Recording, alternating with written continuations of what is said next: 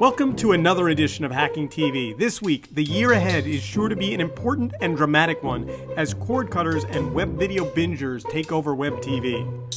We'll list the top 10 players to watch in the video space for 2016.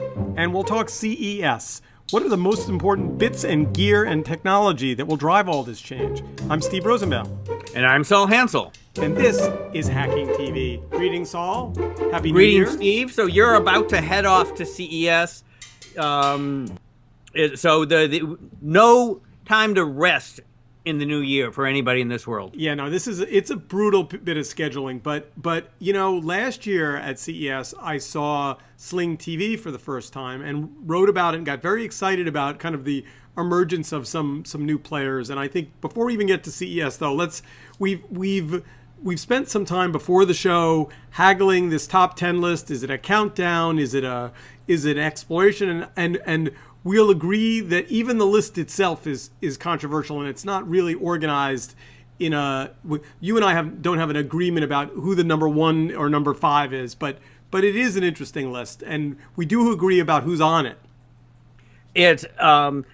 This is certainly the year that everybody who is in TV is taking what we used to call OTT, and now we're just calling television. Happens to be delivered by IP, as the central part of their business. It's a key tipping point, and as we run through the players, we've got everybody who's anybody in television, plus the established leaders already in IP television, and I'm sure we are going to be surprised as some people we haven't thought of pop up on the list. But But interestingly enough, I mean, in the last 12 months, there've been some real surprises. I mean, let's just start with the first name on the list, Verizon. If you and I had been sitting here in January last year, and I said to you, the big player in 2015 moving into 16 is going to be Verizon, I think we both would have chuckled and moved on, right? I mean, they've really kind of, I don't want to say come from nowhere, but nobody imagined that they were going to bet as big as they did and will continue to bet, and that they would really, bet the farm, if you will, on web video. And they clearly are betting, if not the farm, a lot of the horses. My guess is they will look a lot less distinctive a year from now than they do today. Yes, buying AOL gave them a studio that, has some original production, and, they can stretch that muscle. But they're just, one of the top 5 cable systems, loosely speaking, with a boatload of cash coming in from the wireless business. So that makes them a little bit different than the other guys. But we're going to walk our way through the cable guys and the other phone companies. And my guess is that they have, in various forms of gestation, much the same kinds of things. And next year, we're going to be talking about not who spent money, but who did things that actually resonated with consumers that, are starting at least to grow roots. So let's just say we're going to start by disagreeing vehemently. So we should also say we are number 1 on Steve's list of people to watch is Verizon. Right. And I don't disagree that Verizon is definitely worth watching because they've done stuff and they have lots of money. But what are we disagreeing about? So first of all, you can buy hits. So Verizon has made it clear they're going to spend $1 billion this next year on content. And they're not going to settle into just repurposing AOL properties or Huffington properties. So you could imagine some big, it's what Marissa sort of tried to do with Yahoo, but she didn't pull it off exactly, which is come in with a big checkbook and say, what can I do to really make some noise? But here's where I think there's a big difference that us over the age of 40 aren't necessarily paying attention to, that Verizon's getting right. Mobile. So when they start buying either series or companies or brands or talent or movies, whatever they start buying, and they make it mobile first, I think all of a sudden that Go90 brand starts to get a aura around it that it doesn't have yet. So you're saying two things that I think are contradictory. Excellent. They're both true, but they don't go together. $1 billion and mobile. So if you want, I mean, it's hard to spend $1 billion on content.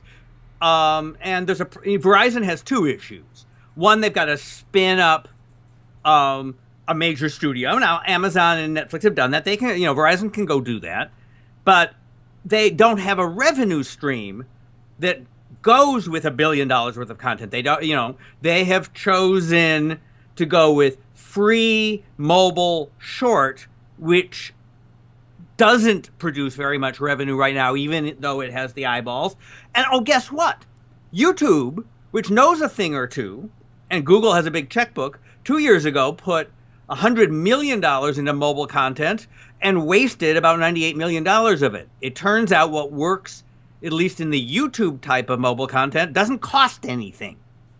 And so there is, if you want to make TV shows that drive subscriptions, the HBO Netflix model works, but there's no place for Verizon to cash that check. All right, so one more, and then we'll leave Verizon alone. Okay. Let's presume they're going to buy something else. Well, look, the thing everybody wants to buy is Netflix. Everyone should buy. I mean, Netflix and Hulu are the two companies that, have less market value than Verizon, that have the most play in the new world. Reed doesn't want to sell. Hulu has very entangling alliances. I don't know. I mean, Yahoo, obviously, we've talked about that on the show. I think they don't buy Yahoo because I don't think they gain anything. Except, keep AT&T from having it. All right, so number one on my list, Verizon. I think if I had to pick one company to watch, I think they got a big checkbook and a big appetite, and they've made it clear that they're willing to make mistakes and they're going to do a lot of stuff. I think Verizon's a very smart company that executes well. My two questions are, one, can they actually take all of the things that sound like good ideas with Go90 and actually make millions of people who love it? And two, can they take all the things that sound good about AOL and make some division that has stability and market power rather than just, froth? Those are my questions. Keeping in mind that the AOL Huffington Post deal doesn't even close until February. And as we report... Verizon owns AOL. My understanding is that that there's a date in February when the next shoe drops in that acquisition. Okay. All right. In any case, moving on to Comcast. Comcast with NBC Universal. Right, which is a lot of assets. I mean, so many that you sometimes lose track of. Oh my God, that's right. I forgot they own that, and they own MSNBC and NBC News, and they own the NBC network, and they own, all that stuff. So they can simultaneously be, a leader and a laggard, and an innovator and a stick in the mud, which they are, all of them.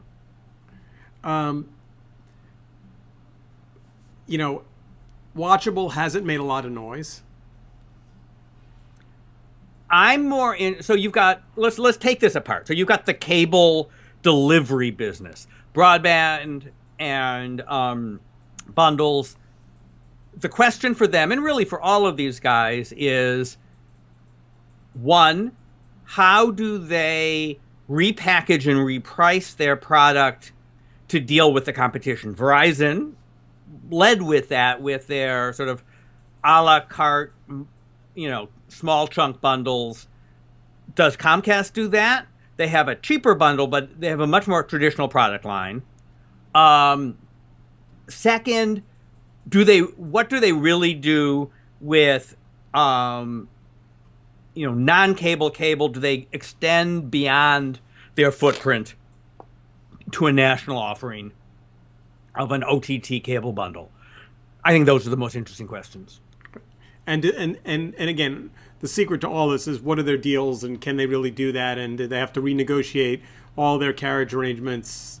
You know, and they've also, I mean, it's a complicated little bit of math they've got, right? Because everything they do that moves to OTT nibbles away at their owned and operated stations business, and you know, and their affiliates. We should get in. So, one other question that we are going to be looking at, right? If there's a general consensus, I certainly would argue that we're at a tipping point in terms of acceptance, both by consumers and businesses, that IP delivered TV is supplanting traditional linear TV. In that context, the slow deterioration of the subscriber TV numbers, what we call cord cutting, which has been a real phenomenon but not huge, sometime soon is going to start to have, you know, an accelerating rate, or the numbers, the decline each month or each quarter is going to start to get larger, and that's going to start to have, you know, significant bad effects on everybody in the ecosystem that, you know, shares a piece of that $80 a month. Comcast will be hit bigger than everybody, and the networks, such as the ones that Comcast owns, will be hit damn big too. Local stations you mentioned. Boy, I am bearish on local TV stations. I mean, I know that there have been a bunch of deals where people have just doubled down. You know, those station groups have gotten bigger and bigger. Sinclair owns like 900 stations. Right, and Gannett merged with somebody and got rid of its newspapers. And if I could short that business with a 10-year time horizon, I would. I don't think they add any value to the world. Just to be fair, shorting, you know, I would not choose you as a stock picker. You know, picking that local television will be dead in 10 years is not a very brave position to take. All right, but, you know, but maybe not. But maybe not 5. You spent $2 billion on a business that looked good in the short term and lousy in the long term. Think about, for example, the New York Times spending $1 billion on the Boston Globe. Not smart in retrospect, although they made some money on it for a while. I want to point out we're on number 2 of a 10-point list, and we're 15 minutes into the show. We're gonna pick this up. Let's go real quick. Amazon's the same a year from now as they are today. I'm not interested. Amazon is getting more respect in the creative community every day. They're winning more awards. They're doing better work. I think they're really, you know, originally Netflix was miles ahead of Amazon. All of a sudden, Amazon and Netflix are neck and neck. You know, they've got AWS revenue that they're, and all kind, you know, and they had a huge Christmas season. I think you're going to start seeing them. In fact, I know you're going to start seeing them start to offer, on top of their offering, you can click here to subscribe to. They want to be the place you go to get all of your individual SVOD packages through them. Well, if we want to say one of the trends that's going to bubble through all of this is they're going to be infinitely more high quality, a la carte IP video subscription services. And Amazon has a very fine transaction engine in a way that Comcast isn't quite set up for. Yep. So I think that's a big play for them. An open question for Amazon is, can they make their hardware business make sense? Right? They've sold a bunch of Fire Sticks. They've sold 0 cell phones. You know, there's a certain number of people who like to have conversations with their Echoes. But it's interesting. We'll talk about CES. Jeff Bezos is not speaking at CES. And you'll tell us whether they have any presence there. But I don't know whether they're going to. They're very, very smart people. So Netflix. They're an independent. They remain independent a year from today. They're not consumed by some hungry behemoth with a huge checkbook. So the question, right? So I think there are 2 scenarios for them that are very likely, right? Their basic MO is to continue to, you know, gobble up, you know, what rest of the U.S. they don't have, plus expand to the rest of the world. You know, once you start producing expensive video programming. You want to sell it in any place you can. So that's the stable thing. Then you can layer on top of what else would you expect them to do? Increasing your favorite word, ARPU, by just raising prices or coming up with a premium tier of some sort, or adding some program categories, right? They talked about documentaries more, adding news-ish shows. They could go into sports, but they always say they don't want to. If I were them, I think this is going to be a critical year for them. I think they had a really good running head start. They're doing good work, but I think if I take my Amazon free product and I bolt my CBS and my Showtime and my ESPN and my HBO Go product inside of my Amazon bundle, and Netflix can't get inside that, and Amazon's now my front door to my SVOD offerings, that'd be a bad day. It's an interesting question, right? I haven't seen the latest analysis of how much stuff is available on multiple platforms versus exclusive. I'm pretty sure that Netflix locked up a long-term deal with Disney. That's not an unimportant deal. But we should go see what's going to happen, right? If you're Reed and you're worried about people saying CBS plus Hulu plus Amazon's enough, I can not have Netflix, is you need something exclusive, which means you have to pay Hollywood more, which means that prices are going to go up, right? I mean, he can bid all he wants. He just has to be able to raise the price to $15 a month. All right, so number 5 on the list is a real question mark. Google YouTube. YouTube Red, I think we can agree, is a disaster. And I have to say, saying that anything's a disaster after a month isn't fair. It's a disaster. It has 0 subscribers. Okay. It was a bad offering. It wasn't their best day. Let's put it that way. They haven't, the only good thing about YouTube is all the stuff that Google hasn't done to it. I mean, which is, I was never a big Meg Whitman fan when she was running eBay, but I always thought that the essence of what she did right, and it's important, is she didn't screw up the best idea on the internet, right? And, do no harm is not a bad strategy if you happen to own a rocket ship. So the question for YouTube, I would think, is, can Google build anything that's real that's not the indigenous, powerful YouTube-based businesses? The Michelle fans and, All right. By the way, I'm going to go back to Verizon for just one sentence. Yes. Verizon buys Vessel. Moving on. That's just my random. But let's. I want to make sure we get through the list, and then we'll have a little bit of time because we got to get to CES, and we're running tight here. And Disney. Anything interesting Disney, other than they did Star Wars and they did well, and they've got Raiders of the Lost Ark franchise behind that. So their studio's fine, their theme parks are fine, whatever it is, but they have a big stake in TV, right? They owned and operated ABC stations. They have ESPN. You and Bernie walked through a lot of the Disney questions last week, but when you think about the networks, their questions are going to be, what do you turn into separately priced subscription services? ESPN is starting. Disney Channel, I mean, the kids product, is dying to have a, commercial-free, fee-based Disney video offering. They'd be insane if they weren't building that. And, what is the network, I think, owns a little of Hulu. But they've got to go figure out, what is the network and the O&O business in this new world, and there aren't any good answers. Next on our list is AT&T.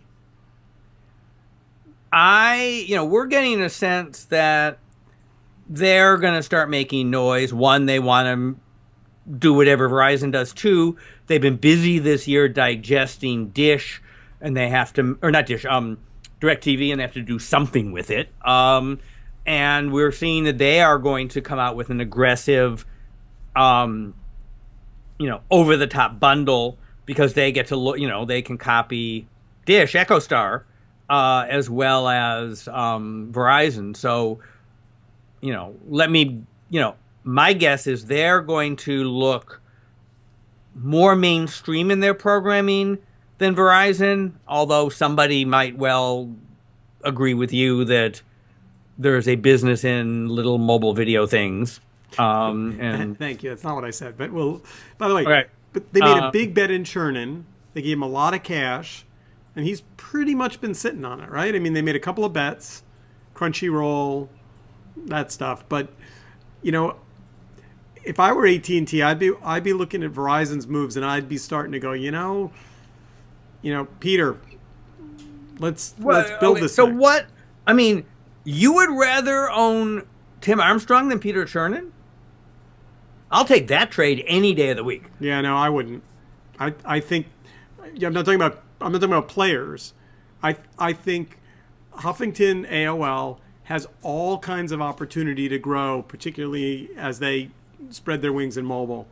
And look, the thing about mobile is it's easy for you and I to say, well, the flat screen's really the play. It's really going to be the living room. That's the big. But mobile's the next 3 to 5 years. And that's a liver. I think that it's a live or small die screens chapter. are really important. I just think that people confuse small screens with clips. I think that the disconnected clip business is really, really hard. And I don't think that's mobile. Right, but everyone does. So when you go 90, I mean, Netflix does a huge business on phones, right? It is a mobile business as much as anybody. I mean, I'm sure more video is watched on Netflix on mobile than any other single thing. I wonder if that's true. That's probably all right. So next on our list, Time Warner, Liberty, Discovery. So that's the Time Warner Charter. Charter, right. So what do these four companies have in common? They are all essentially controlled by John Malone. Who isn't he like 200 years old? We should all be 200 years old that way. Yeah, fair enough. And he's got very smart people. Greg Maffei, who used to be the CFO of Microsoft, is actually the CEO of Liberty, which is sort of the main holding company. But God help the brain of anybody who can actually understand all the overlapping companies and ownership. Rupert Murdoch, who is a protege, is the only other of Malone, is the only other person who has this much complication. But let's take it apart a little bit. So Charter, the number 3 cable company, or the number whatever, is buying Time Warner and becomes a strong number 2. They're all busy dealing with regulations and merger stuff, but they're going to go look at what Comcast and everyone else and Dish and AT&T and Verizon are doing and saying, we need to have some strong national over-the-top bundle product. We need to rethink our pricing structures. They're not going to sit there and twiddle their thumbs. Time Warner's got big, important, franchises and some decent technology and a bit of a news network, and we're going to hear from them in some way next year. Number 9 on the list is Viacom. Now, do we mean CBS Viacom or do we mean Viacom? We do. It's depending on whose rumors you listen to. And again, I think Verizon buys them both. I'm just going to say that about everything. I'm kidding. But I'm not actually. But I mean, if I were Verizon, I'd much rather buy Viacom than buy AOL. I think you have to go do the numbers, right? I wouldn't touch CBS with a 10-foot pole because it's got the imploding broadcast business, the station business. No cable outlet to speak of. Showtime. I'm talking about CBS. CBS owns Showtime. Viacom owns Showtime. No? No, they use. I lost track. Anyway, in any case. Anyway, because I think CBS got Paramount, right? Yes. So Showtime, whatever. It's Sumner and family own them all, more or less control them all, and so we've made fun of Viacom all year for not having anything interesting to do as a programming network. So again, can they flip and get MTV Networks at least to come up with an interesting business around the OTT world? CBS has a perfectly reasonable product that makes sense. I don't know how well they're doing next year, right? Again, particularly for anything that was launched this year, we get to go ask how well they do. And what do you think that, as an MTV alum, what do you think they should do? I think if they'd spun off Comedy Central as an OTT play when they still had Jon Stewart, they could have minted money. But they've let, Nickelodeon, same thing, but they let a lot of these of their core brands, just start to show, the yellowness of age around the edges. And, I'm not sure how many parents would race to sign up for Nickelodeon for their kids if it became available as an OTT property. Maybe. What's in Viacom that's not MTV Networks? Oh, there's a whole long list of things. If you want Spike. What? Spike. Remember Spike? Okay. But it's all cable networks. Yeah. Okay, so here's the more interesting play. Netflix or Amazon buys Viacom, right? The kids' products are valuable for subscription services, right? So if I'm either Jeff or Reed, I definitely, and I want to cement my relationships with families, I want a strong kids' product. All right, number 10 is Sony.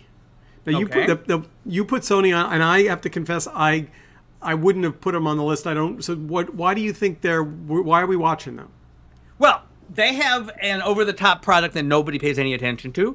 But Crackle? I mean, I wouldn't act. I think that we should ask. Is that Crackle? No, they have PlayStation TV. Oh, okay. Which is, the PlayStation franchise is not a bad one.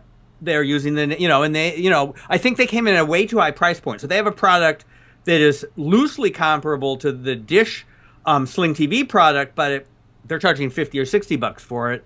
So who the hell cares? A month? Yeah. But it's all the cable networks. I didn't even know it existed. Okay, so they're doing a great job, aren't they? Well, I mean, which is, the sad story of Sony that is so sad that nobody's ever heard of it. I mean, do your kids know who Sony is? There used to be Sony. Yeah. Fair enough. Who we left off? Apple. Yeah, we did. Apple is, right? You got to watch Apple. They've got a perfectly nice app TV platform and ongoing conversations. And I have a theory about why Apple's not going to make those conversations work. Because I think Tim is just too nice a guy. I think when you put Jobs in the room and you shut the door, he negotiated with the sharpest elbows on the planet, and it was before the music. First of all, nobody saw them coming. They weren't the behemoth they are now. Now you walk in the door if you're Apple, and all people see is a checkbook. And I think that they would have to be willing to unleash an enormous amount of capital to buy their way into the television business in terms of, don't get me wrong. I think that if, they certainly could agree to put SVOD offerings inside Apple TV and sell them, through Apple Pay and take a cut. But it's not going to be a big enough cut to make them happy. Well, an interesting question then, right? I mean, Tim clearly does deals that Jobs would never have done.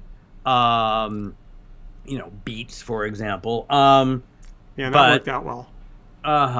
I didn't, and he's building a car company. We'll talk about that in a second. But so if he thinking about John Malone, the way you wind up having leverage in this business is controlling distribution and content. So he could change one of the Steve Jobs fundamental premises and buy a studio or build a studio. They quietly built a 1,000-person advertising agency. phase out Chiat Day. I am pretty sure, but so And by the way, I haven't seen an Apple ad that I thought was magical or spectacular in 2 years. So, right. listen, All right. we have just chewed through with enormous speed and skill 30 minutes of I think a pretty good, if not a roadmap, a bit of a treasure hunt for what 2016 is going to look like. I think it's going to be an incredibly exciting year. I think we're going to have an enormous amount to cover in Hacking TV. And I think that a year from today, we're going to be sitting here with a very different list. That would be my prediction. I mean, the most interesting question is who's not on this list, right? We're now at a point where you could raise a lot of capital against the IP delivered television market. And so somebody's going to do something that catches on. With that, I'm gonna leave it at this. CES next week. I'll have lots to talk about. All right, real quick, your biggest, what are you most looking for as you wander through CES?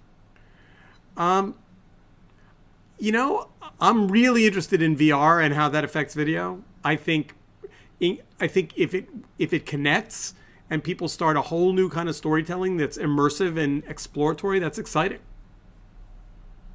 CES is like 1,000 or 100,000 different stories squished on top of each other, and I actually think that the technology from a filmmaker point of view of VR, which isn't going to become mainstream for a couple of years, but is going to, lead to lots of experiments, is going to be a very interesting piece of what's at CES. The one thing I can say in advance is when I went and I looked at who the keynotes are, is who's not there. None of the traditional electronics manufacturers are giving keynotes except for Samsung, right? There is no Sony, there is no Panasonic, there is no Sharp. You've got car companies, General Motors, Volkswagen. You've got the Reed Hastings of Netflix. You've got Robert Kinkle, who runs content for YouTube. You've got Bosch Appliances. You've got the chip guys. That's a very interesting assertion about who the hell matters, and it's not people who make television sets. Have an excellent week. I'm flying out. I'll be back. I don't envy you. I hated going to CES. Nah. It's just like one big line. Nah, it'll be fun. All right, we'll see Have you in a a week. great time. We're going to play a bunch of video of all your favorite gadgets. In the meantime, come onto our blog, hackingtv.news, and say who you think the most interesting players are going to be next year. Have a good one. Bye. Bye.